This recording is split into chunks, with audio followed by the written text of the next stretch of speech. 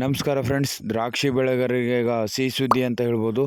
ಅದರಲ್ಲಿ ಯಾರು ಈ ಮನುಕು ಮಾಡ್ತಾರಲ್ಲ, ಒಣ ದ್ರಾಕ್ಷಿ ಮಾಡ್ತಾರಲ್ಲ, ರೆಸಿನ್ಸು, ಇವರಿಗೆ ಸಿಹಿ ಸುದ್ದಿ ಇದೆ. ಯಾಕಂದರೆ ಈ ಸದ್ಯದ ಪರಿಸ್ಥಿತಿಯಲ್ಲಿ ರೇಟ್ ಜಾಸ್ತಿ ಆಗಿದೆ. ಈಗ ರೇಟ್ ಅಪ್ ಆಗಿದೆ. ಈಗ ಏನು ರೇಟ್ ನಡೀತಿದೆ ಮಾರ್ಕೆಟಲ್ಲಿ ಅಂತ ಇಲ್ಲಿ ನೋಡೋಣ.